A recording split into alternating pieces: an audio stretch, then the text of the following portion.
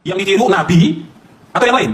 Jadi itu Rasul berjenggot. Jangan disebutkan tokoh-tokoh yang tak punya jenggotnya, yang memang kehidupannya menentang sunnah. Dia kebodohan. Anda adalah orang yang bodoh. Anda adalah orang yang jahil. Meskipun Anda menghafal Quran. Bismillahirrahmanirrahim. Assalamualaikum warahmatullahi wabarakatuh. Hamdan wa syukran lillah, salatan wa salaman ala rasulillah wa ala alihi wa ashabihi wa mawalah, amma ba'du. Baik sobat Warul yang dimuliakan Allah, kali ini kita akan melihat dua ustadz Wahabi yang saling bodoh membodohi gara-gara perihal jenggot. Yang mana Kong Jawas menyebut Firanda dan juga Badrussalam adalah ustadz yang hidupnya menentang sunnah.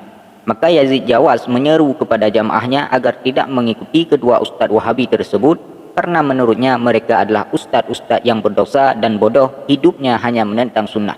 Baik, mari kita simak dulu videonya. Yang ditiru Nabi atau yang lain? Jadi itu Rasul berjenggot. Jangan disebutkan tokoh-tokoh yang tak punya jenggotnya, yang memang kehidupannya menentang sunnah. Dia kebodohan. Ada orang sudah belajar di Timur Tengah, dapat gelar doktor, pulang jadi orang bodoh. Anda adalah orang yang bodoh. Anda adalah orang yang jahil. Meskipun Anda menghafal Quran, meskipun Anda sholat berjamaah di masjid, meskipun Anda sering menghadiri pengajian, bahkan meskipun Anda seorang ustadz, Anda adalah seorang yang bodoh dan jahil. Nah, sobat Doarul yang dirahmati Allah, ternyata selama ini yang Kong Jawas maksud terkait ustadz tak berjenggot adalah temannya sendiri, yaitu Firanda dan Badrussalam. Menurut Kong Jawas, mereka ini tidak boleh diikuti karena kehidupannya menentang sunnah. Dan kata Kong Jawas, capek-capek belajar ke Timur Tengah dapat gelar doktor, pulangnya malah jadi orang bodoh.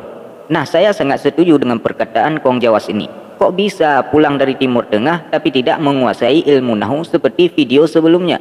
Masa iya tanwin adalah tanda utama isim nakirah? Kok bisa-bisanya ilmu nahu tingkat dasar saja tidak dikuasai oleh orang yang lulusannya Timur Tengah? Makanya benar kata Kong Jawas, belajar di Timur Tengah pulangnya jadi orang bodoh. Terus bodohnya malah ngajak-ngajak jamaahnya lagi hade-hade.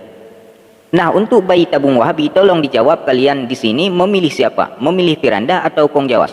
Pasti bingung kalian mau ikut siapa. Kasihan bayi-bayi tabung Wahabi, hidupnya bagaikan buih di tepi laut yang terombang-ambing. Tertiup angin tak jelas arah, tak tahu siapa yang benar siapa yang salah. Karena mereka terdoktrin, apapun fatwa syekhnya Wahabi sudah pasti benar dan wajib diyakini kebenarannya. Ya salam.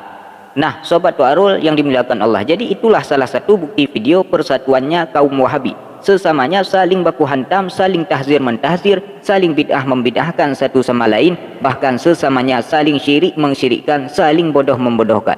Ini semuanya hanya karena kalah tenar dan kalah banyak jamaahnya, sehingga mereka sesamanya saling berpecah belah, saling hujat menghujat. Maka saya tak heran dengan Wahabi ini memang ajaran sesat dan ahlul hawa. Memang seperti itu, masing-masing punya pendapat sendiri.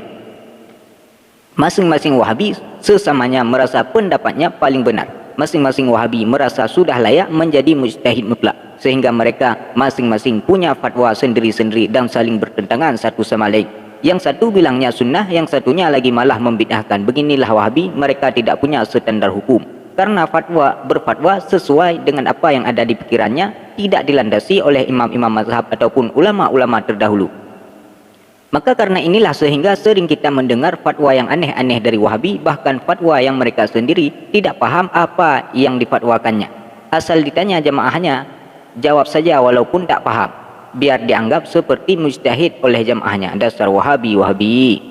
Tapi dengan adanya Wahabi, saya pribadi terhibur dengan kelucuan mereka. Masalah jenggot aja, mereka ribut sesamanya dari dulu sampai sekarang belum kelar-kelar. Yang berjenggot mentahzir Wahabi yang tak berjenggot, Wahabi yang tak berjenggot menghujat Wahabi yang berjenggot, dengan kata-kata jenggot doang kok dibangga-banggain. Untuk apa jenggot tapi bodoh? Itu kata Wahabi yang tak berjenggot. Maka sampai kiamat Wahabi ini tidak akan pernah selesai hanya membahas masalah jenggot saja. Wahabi yang satunya mewajibkan jenggot, Wahabi yang satunya lagi tidak mewajibkan. Terus Wahabi ini ribut sampai kiamat. Inilah akibat tidak mengikuti fatwa imam mazhab dan ulama-ulama terdahulu. Padahal perkara jenggot sudah selesai pembahasannya pada ulama-ulama terdahulu. Wahabi malah memperbarui lagi hukum biar kelihatan keren. Ada.